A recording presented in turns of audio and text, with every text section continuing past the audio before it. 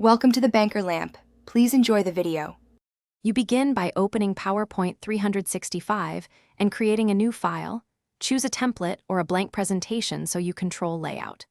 Once done, set the slide size to 16:9 or a custom dimension in Design Slide Size because aspect ratio affects visuals and exporting.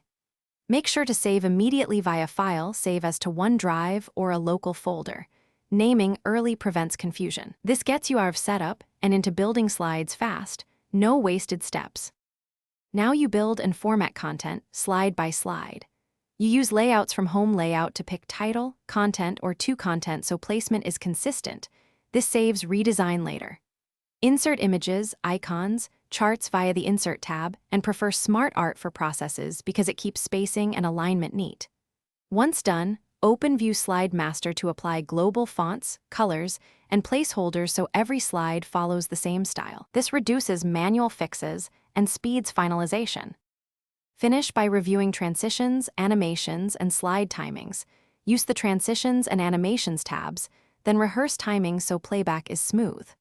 Once done, export your work via File Export as PDF or video, MP4 if you need a shareable file, or use Package for CD to include assets.